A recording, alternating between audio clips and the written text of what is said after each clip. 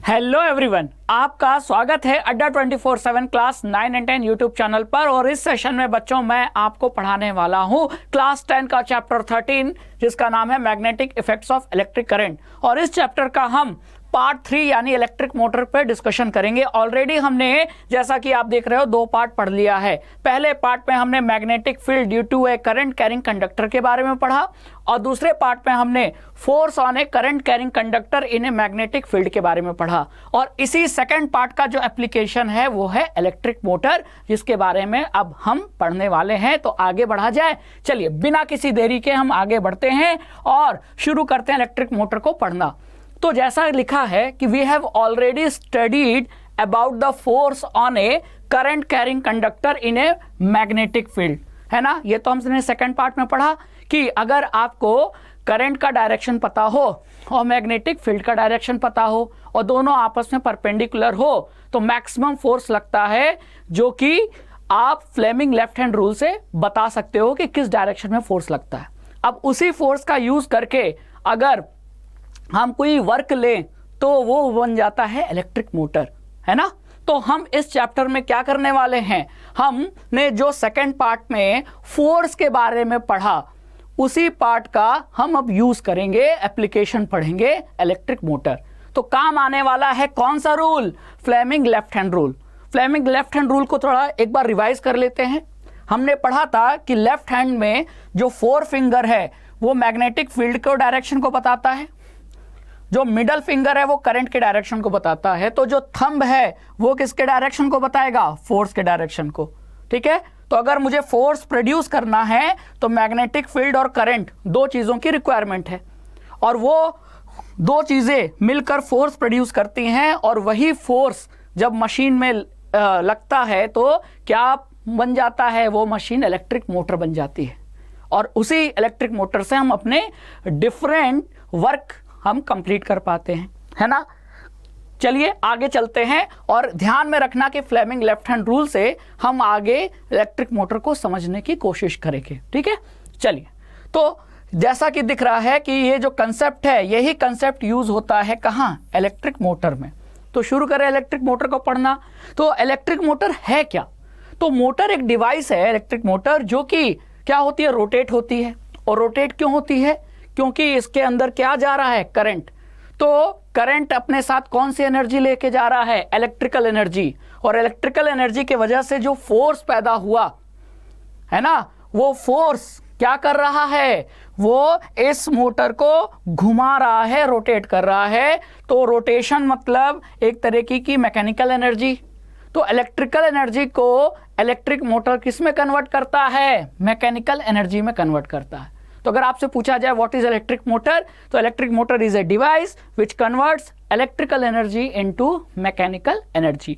और इसी mechanical energy का हम यूज करके या तो किसी ऑब्जेक्ट को हम ग्राइंड करते हैं, कपड़े वॉश करते हैं वॉशिंग मशीन में, फैन में इस्तेमाल कर रहे हैं, है ना, ठंडी हवा लेने के लिए। तो ये जितने भी इक्विपमेंट्स हैं, चाहे वो इलेक्ट्रिक फैन हो, रेफ्रिजरेटर हो, मिक्सर ग्राइंडर हो, वॉशिंग मशीन हो, कंप्यूटर हो, MP3 प्लेयर हो, ये सभी मशीन्स किस पे काम कर रही हैं, इलेक्ट्रिक मोटर पे काम कर रही है। ठीक है, तो आइए आपको इलेक्ट्रिक मोटर के प्रिंसिपल पे हम चलते हैं और बताता हूं कि इसका प्रिंसिपल क्या है और ये काम कैसे करती है। तो इलेक्ट्रिक मोटर के अगर अंदर आप देखोगे तो कुछ इस तरीके का आपको स्ट्रक्चर दिखेगा। वहां मैग्नेट दिखेगा आपको, मैग्नेट का एक नॉर्थ पोल, एक साउथ पोल और एक आपको कॉइल दिखेगा, है ना, रेक्टेंगुलर कॉइल जो कि वायर से बनी है। ठीक है, और फिर यहां आपको एक्सल दिखेगा, यहां आपको ब्रशेस दिखेंगे जिसको XY से शो किया हुआ है, और यहां आपको स्प्लिट रिंग्स दिखेगा जिसे P एंड Q से रिप्रेजेंट किया गया है। और यही जो रेक्टेंगुलर कॉइल है, जब इस पे फोर्स लगता है तो ये कुछ इस तरीके से क्या करती है, रोटेट करती है। और लगातार रोटेशन के बाद क्या होता है, ये मोटर में कन्वर्ट हो जाती है। तो इस तरीके से ये इलेक्ट्रिक मोटर काम करता है। क्लियर। तो अब हम ये जानना है कि ये कैसे रोटेट हो रहा है, ये कॉइल जो कि रेक्टेंगुलर कॉइल है, ये रोटेट कैसे हो रहा है, इस पे फोर्स लग रहा है तो कैसे लग रहा है ना। चलिए इसी को पता करते हैं। तो अगर आप ध्यान से यहां देखो कि ये जो वायर है ना, ये बैटरी से कनेक्टेड है, ठीक है, जहां से इलेक्ट्रिकल एनर्जी प्रोड्यूस हो रही है। तो बैटरी का ये पॉजिटिव टर्मिनल, ये निगेटिव टर्मिनल है ना, यहां से ये वायर आकर यहां कनेक्ट हुआ है, ठीक है। और फिर ये वायर, यहां से एक वायर निकला है जो कि ए, फिर बी, फिर सी और फिर डी होते हुए वापस यहां आकर खत्म हो गया है। फिर वहां से दूसरा वायर निकला है जो बैटरी के निगेटिव टर्मिनल से जुड़ा है, ठीक है। अब ध्यान से देखो, an electric motor consist of a rectangular coil A B C D. तो ये जो आपको ए बी सी डी नजर आ रहा है ना, ये रेक्टेंगल शेप का है और ये जो कॉइल के रूप में है घुमावदार है। तो कॉइल कैसा हो सकता है? कॉइल आपका सर्कुलर भी हो सकता है, स्क्वायर शेप का भी हो सकता है, लेकिन जरा वायर के इस कॉइल को देखो, इसका शेप कैसा नजर आ रहा है? रेक्टेंगल। तो इसीलिए इस कॉइल को हमने क्या बोल दिया? Rectangular coil. तो ये स्टार्ट हो रहा है यहां से ए बी सी डी, ये रेक्टेंगुलर कॉइल है जो कि किसका बना है? इंसुलेटेड कॉपर वायर का बना होता है, और इसीलिए इसको ब्राउन रंग से शो किया है, ठीक है।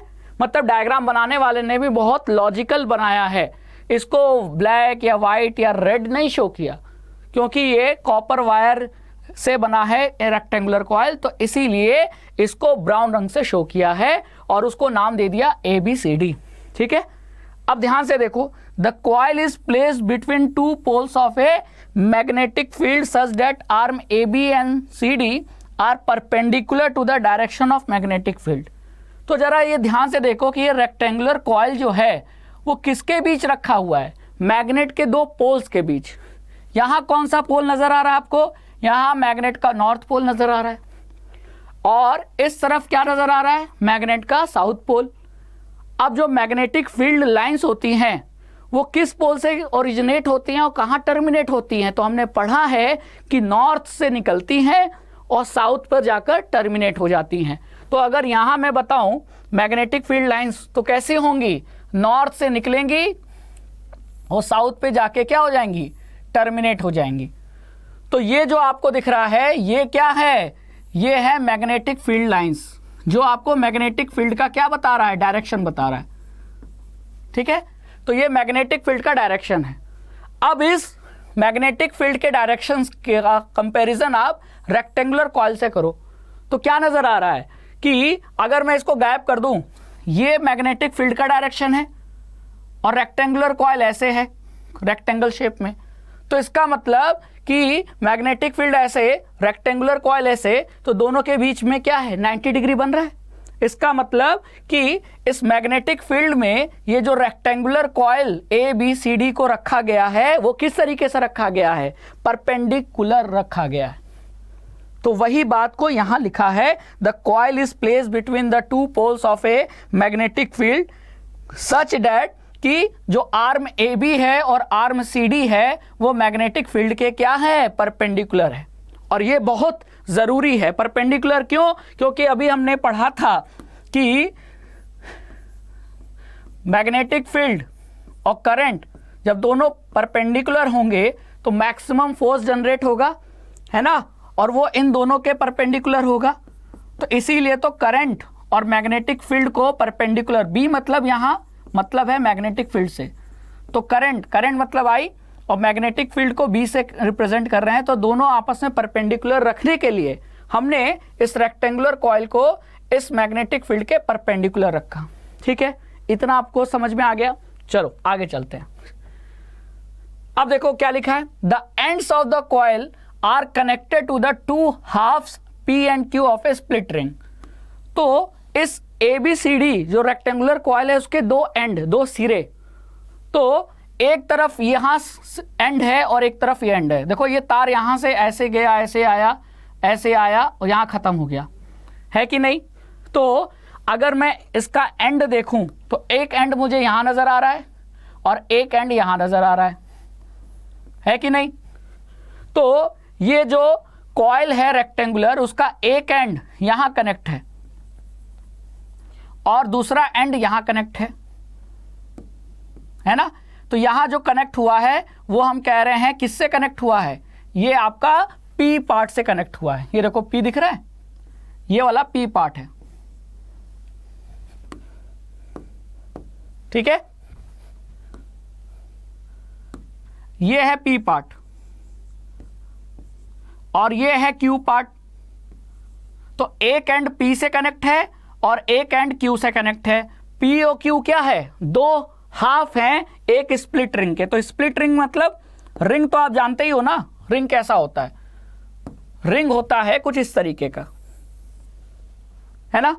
अब स्प्लिट रिंग में कैसे बदलेगा, अगर मैं यहां, एक मिनट, मैं इसमें क्या करता हूं,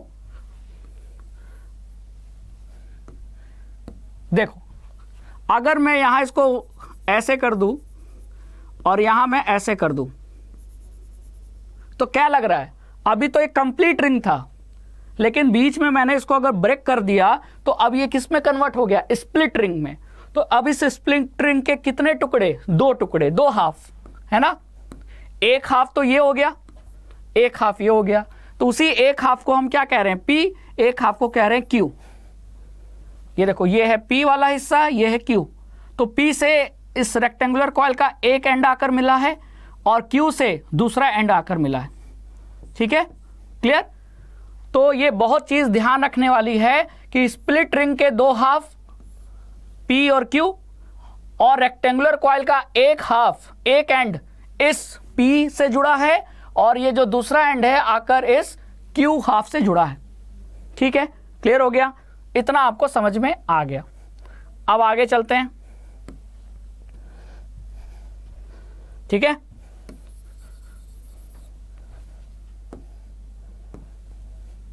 अब देखो, अब क्या लिखा है, the inner side of these halves are insulated and attached to an axle. ये जो स्प्लिट रिंग के जो दो हाफ है ना, इसका जो इनर साइड है, इनर साइड अगर मैं आपको यहां दिखाऊं, अब ध्यान से देखो, ये ब्राउन रंग का ये दिख रहा है ना आपको, ये है P और Q half of split ring, और इसके निचला हिस्सा जो दिख रहा है ग्रे रंग का, वो क्या है, वो इंसुलेटेड है और वो जुड़ा है किससे, एक्सल से। और ये दिख रहा है आपको क्या, ये है एक्सल, ठीक है। तो ये एक्सल है और एक्सल जुड़ा है किससे, स्प्लिट रिंग के दोनों हाफ से, ठीक है। The external conducting edges of P and Q touch to conducting stationary brushes X and Y। अब देखो, ये जो स्प्लिट रिंग है ना, स्प्लिट रिंग दो पार्ट में बटा हुआ है, डिवाइडेड है, P एंड Q।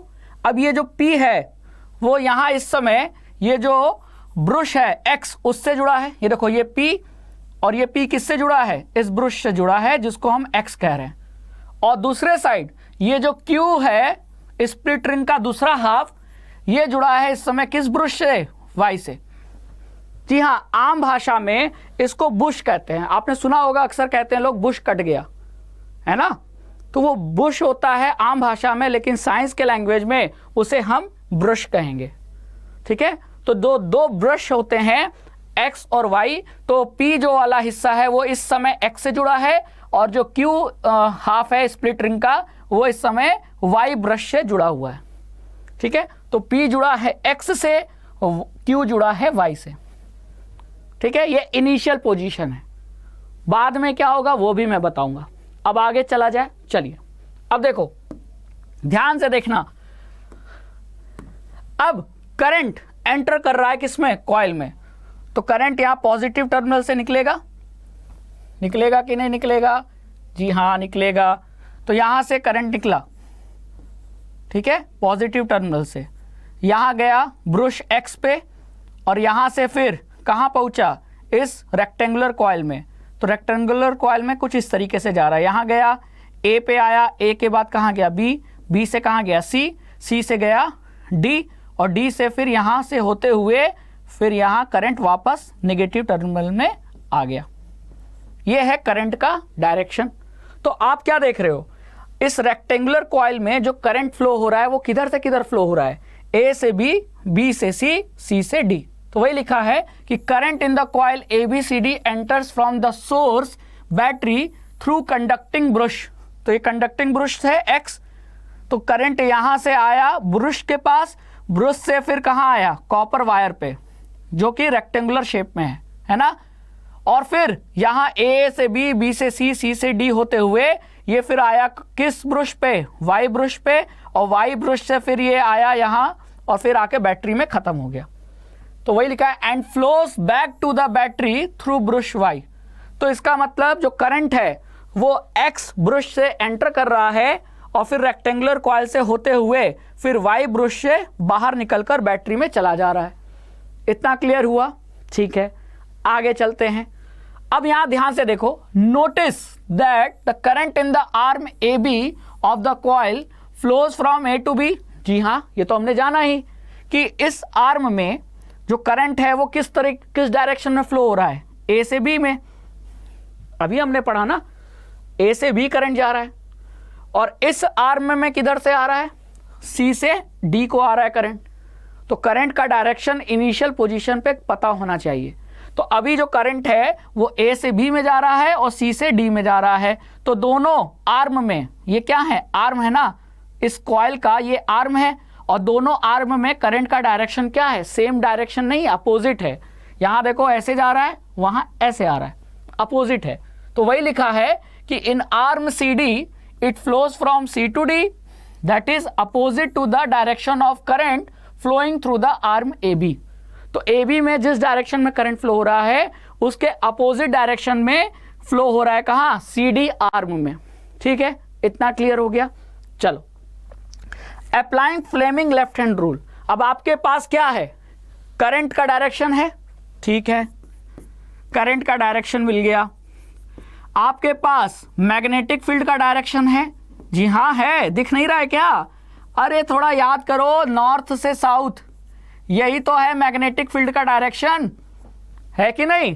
तो आपके पास मैग्नेटिक फील्ड का डायरेक्शन आ गया, आपके पास करंट का डायरेक्शन आ गया, तो किसका डायरेक्शन पता चल जाएगा, फोर्स का। कैसे, क्या पढ़ा था हमने, कौन सा रूल लगाएंगे, फ्लेमिंग लेफ्ट हैंड रूल। तो फ्लेमिंग लेफ्ट हैंड रूल अगर आप यहां लगाओगे तो आपको फोर्स का डायरेक्शन पता चल जाएगा, है ना। तो on applying Fleming left hand rule for the direction of force on a current carrying conductor in a magnetic field. अब आप लगाओ यहां देखो, ये जो ए बी आर्म है ये इस समय ऐसे है, मतलब ये मैग्नेट ऐसे रखा हुआ है तो उसके ऐसे जा रहा है, ठीक है। मतलब अगर ये मेरी उंगलियां करंट का डायरेक्शन बता रही हैं तो मेरी ये जो दूसरी उंगलियां हैं ये मैग्नेटिक फील्ड का डायरेक्शन बता रही हैं। अगर मुझे बताना हो तो मैं ऐसे बताऊंगा कि ये देखो, करंट ऐसे जा रहा है और मैग्नेटिक फील्ड ऐसे जा रहा है, दोनों क्या है, परपेंडिकुलर। करंट ऐसे, मैग्नेटिक फील्ड ऐसे, क्योंकि मैग्नेटिक फील्ड नॉर्थ से साउथ की तरफ जाएगा, है कि नहीं। तो दोनों परपेंडिकुलर है, फोर्स लगेगा, और फोर्स का डायरेक्शन हमें कैसे पता चलेगा, लेफ्ट हैंड रूल पे। तो एक बार लेफ्ट हैंड रूल कहाँ लगाना है, ए बी आर्म पे, और एक बार सी डी आर्म पे। तो लगाओ। तो जब आप यहां फ्लेमिंग लेफ्ट हैंड रूल लगाओगे तो आप क्या पाओगे, तो फ्लेमिंग लेफ्ट हैंड रूल में फोर फिंगर किधर होता है, मैग्नेटिक फील्ड के डायरेक्शन की तरफ। तो मैग्नेटिक फील्ड तो ऐसे है नॉर्थ से साउथ, तो ये फोर फिंगर मुझे फील्ड के डायरेक्शन में रखना है, तो मैंने ऐसे रख दिया। और ये किसका डायरेक्शन है, करंट का। तो ए बी में जो करंट का डायरेक्शन है वो ऐसे है, अंदर की तरफ है एक्चुअली में, ठीक है। वो तो दिखाने के लिए ऐसे दिखाया है, लेकिन करंट तो एक्चुअली ऐसे है। तो ये वाला मिडल फिंगर मैं करंट की तरफ रखूंगा। तो आप देखो अंगूठा अपने आप कहाँ जा रहा है, नीचे की तरफ। मतलब इस आर्म में जो फोर्स लगेगा वो कुछ नीचे की तरफ लगेगा। तो यहाँ फोर्स का डायरेक्शन मिल गया। अब वही Fleming left hand rule C D पे लगाओ। तो जो सी डी में जो करंट का डायरेक्शन है वो ऐसे है, मतलब करंट ऐसे बाहर निकल रहा है। तो मैं मिडल फिंगर किधर, बाहर की तरफ रखूँ, और मैग्नेटिक फील्ड अभी भी ऐसे है, तो ये मैग्नेटिक फील्ड का डायरेक्शन हो गया। तो अब देखो अंगूठा फोर्स का डायरेक्शन बताएगा अब किधर लग रहा है, ऊपर। तो मतलब इस सी डी आर्म में जो फोर्स लग रहा है वो ऊपर की तरफ लग रहा है। अब आप देखो तो ये नीचे जाएगा और ये ऊपर उठेगा।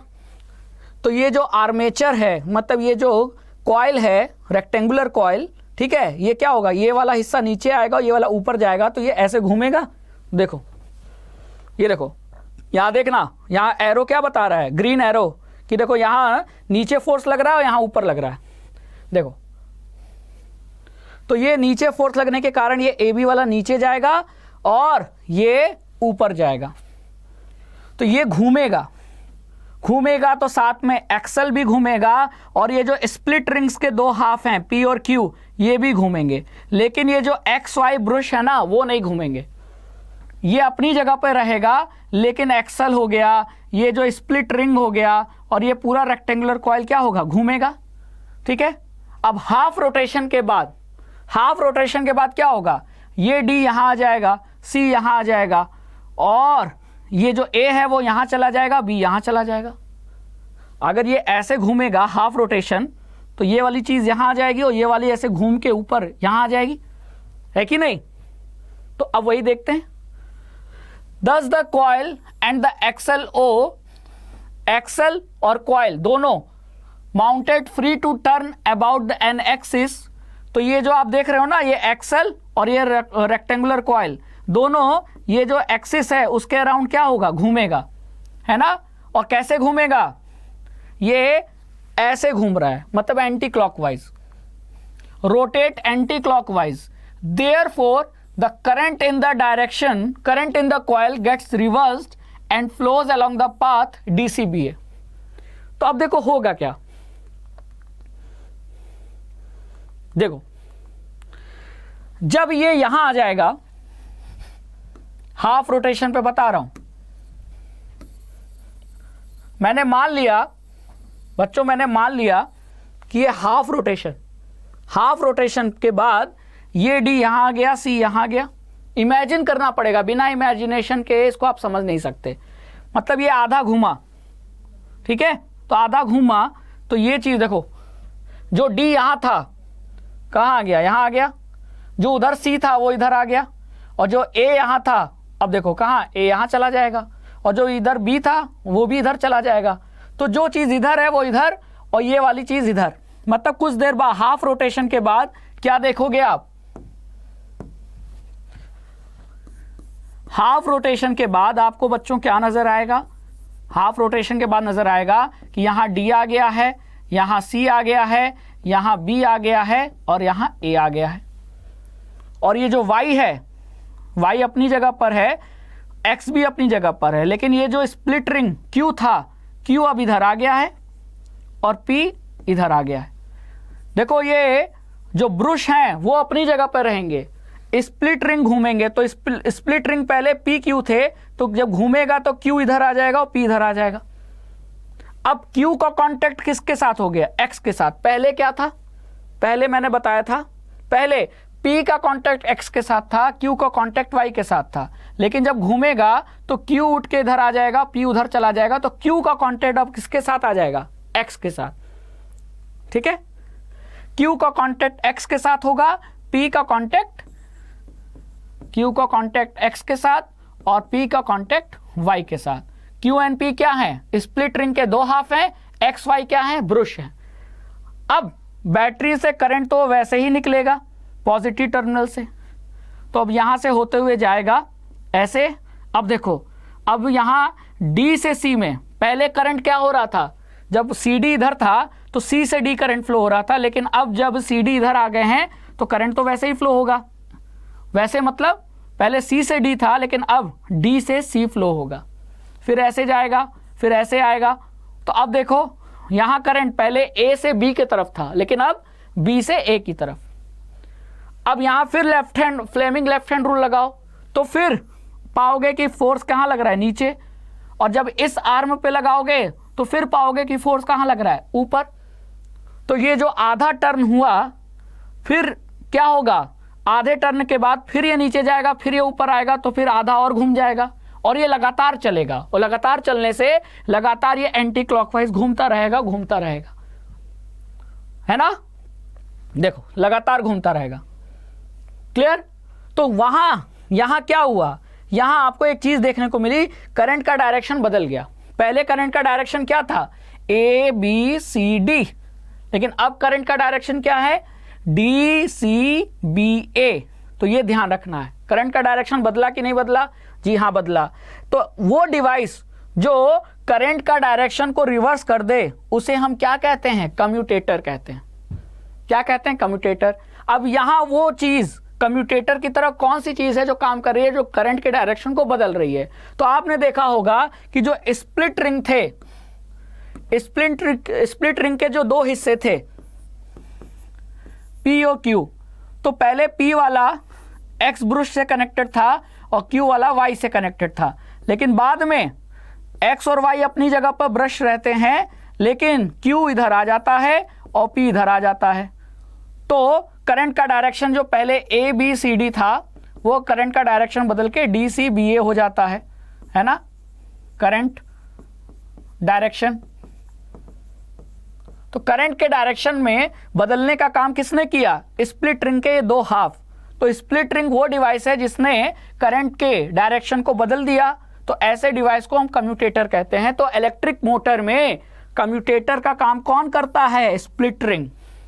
ध्यान रखना, ये क्वेश्चन आता है। समझ में आया कि नहीं आया? समझ में आया कि नहीं आया? आया, ठीक है। इलेक्ट्रिक मोटर में कम्यूटेटर मतलब वो डिवाइस जो किसी भी करंट के फ्लो को बदल दे, रिवर्स कर दे उसके डायरेक्शन को, ऐसे डिवाइस को हम कम्यूटेटर कहते हैं। और इलेक्ट्रिक मोटर में ये डायरेक्शन को रिवर्स करने का काम कौन कर रहा है? करंट के डायरेक्शन को रिवर्स करने का काम स्प्लिट रिंग कर रहा है। तो इलेक्ट्रिक मोटर में कम्यूटेटर की तरह कौन यूज करते हैं? किसको यूज करते हैं? स्प्लिट रिंग को यूज करते हैं। ठीक है, समझ में आया? फिर वही होगा, अब आगे क्या होगा? फुल रोटेशन हो गया, फिर वही होगा। इसके बाद फिर ये रोटेट करेगा, तो फिर P का कनेक्शन X के साथ, Q स्प्लिट रिंग का कनेक्शन Y के साथ, फिर वही फोर्स लगेगा और इसी तरह ये साइकिल चलती रहेगी। लगातार इस आर्म पे नीचे की तरफ फोर्स लगेगा और इस वाले आर्म पे ऊपर की तरफ फोर्स लगेगा, तो ये लगातार एंटी क्लॉकवाइज घूमता रहेगा। और इस तरीके से मोटर ने इलेक्ट्रिकल एनर्जी को किस में बदल दिया? मैकेनिकल एनर्जी में। समझ में आया कि नहीं आया? ठीक है, देखो नजर आ रहा है? तो वही लिखा है, the reversal of current also reverses the direction of force acting on the two arms AB and CD। तो पहले आपने देखा होगा शुरुआत में जो AB आर्म था, AB आर्म इधर था और उस पर नीचे की ओर फोर्स लग रहा था, लेकिन हाफ रोटेशन के बाद AB आर्म इधर चला गया, उसके ऊपर की ओर फोर्स लगने लगा। तो करंट का डायरेक्शन बदला तो फोर्स का भी डायरेक्शन बदल गया। पहले जो AB पर नीचे की ओर फोर्स लग रहा था, हाफ रोटेशन के बाद उसी AB पर अब ऊपर की तरफ फोर्स लग रहा है, तो फोर्स का डायरेक्शन बदला कि नहीं? क्यों बदला? क्योंकि करंट का डायरेक्शन बदल गया था। करंट पहले ABCD से होते हुए फ्लो हो रहा था रेक्टेंगुलर कॉइल में, लेकिन बाद में हाफ रोटेशन के बाद जो CD आर्म है वो इधर आ जाता है लेफ्ट साइड और AB घूमकर उधर चला जाता है, तो करंट का फ्लो DCBA हो जाता है। क्लियर? तो वही चीज यहां लिखी हुई है, दस the arm AB of the coil that was earlier pushed down is now pushed up. तो जो AB पहले नीचे की ओर AB पर फोर्स लग रहा था, वो AB हाफ रोटेशन के बाद जब इधर चला जाता है तो उसी AB आर्म पर ऊपर की ओर फोर्स लगता है, तो लगेगा ही। फ्लेमिंग का लेफ्ट हैंड रूल है ना? और इसके वजह से ये लगातार इस तरीके से एंटी क्लॉकवाइज घूमता रहता है। ठीक है, तो यही चीज यहां लिखी हुई है। अब देखो क्या लिखा है, therefore the coil and the axle, जो रेक्टेंगुलर कॉइल है और ये जो एक्सल है वो हाफ टर्न मूव करती है, half a turn more in the same direction. The reversing of the current is repeated at each half rotation, giving rise to a continuous rotation of the coil to the axle. Half rotation के बाद क्या हो रहा है? Current का direction change हो रहा है, तो फोर्स का डायरेक्शन भी बदल रहा है। पहले AB पे फोर्स नीचे लग रहा था, लेकिन हाफ रोटेशन के बाद AB पे फोर्स ऊपर लग रहा है। उसी तरह पहले CD पे फोर्स ऊपर लग रहा था, हाफ रोटेशन के बाद CD के फोर्स नीचे लग रहा है, और यही रिपीट होता रहता है। और रिपीट होने के कारण एक कंटिन्यूअस रोटेशन होता है किसमें? मोटर में। क्लियर कट समझ में आ गया है ना? अब बात करें अगर कमर्शियल मोटर की, तो कमर्शियल मोटर में कुछ चेंजेस होते हैं। क्या? पहली बात, नॉर्मल मोटर में परमानेंट मैग्नेट होते हैं, लेकिन कमर्शियल मोटर में क्या किया जाता है? परमानेंट मैग्नेट की जगह हम इलेक्ट्रोमैग्नेट यूज करते हैं। एक तो डिफरेंस ये है। फिर large number of turns of the conducting wire in the current carrying coil. जो रेक्टेंगुलर कॉइल है ना, उसमें एक टर्न नहीं बहुत सारे टर्न होते हैं, क्योंकि जितना ज्यादा टर्न होगा फोर्स उतना ज्यादा बढ़ जाएगा। तो एक डिफरेंस ये होता है। और the soft iron core on which the coil is wound is used. मतलब कमर्शियल मोटर को बनाने के लिए जो कॉइल है, जिस मटेरियल पे वाउंड करते हैं, लपेटते हैं, वो जो मटेरियल है वो सॉफ्ट आयरन का बना होता है। ठीक है, तो ये 3 मेन आपको याद रखना है कमर्शियल मोटर में क्या डिफरेंस है ना। तो जो सॉफ्ट आयरन कोर है ना, जिस पे ये रेक्टेंगुलर कॉइल जो कह लो लपेटा जाता है, तो उस आयरन कोर को हम क्या कहते हैं? The soft iron core on which the coil is wound, मतलब लपेटा जाता है, उसे हम सॉफ्ट आयरन कोर को आर्मेचर कहते हैं। और आर्मेचर से फायदा क्या होता है? This enhances the power of motor. Armature से पावर बढ़ जाता है। समझ में आया? तो ये था इलेक्ट्रिक मोटर का वर्किंग और इलेक्ट्रिक मोटर का प्रिंसिपल। तो जो भी हमने सेकंड पार्ट में पढ़ा उसी का एप्लीकेशन है electric motor. Fleming left hand rule से हमने इलेक्ट्रिक मोटर के वर्किंग को समझा, और आई होप कि आपने इस सेशन को पूरा देखा होगा और अच्छे से समझा होगा। इसी तरह अड्डा 24/7 क्लास 9 और 10 के साथ जुड़ते रहिए, पढ़ते रहिए। Thank you so much.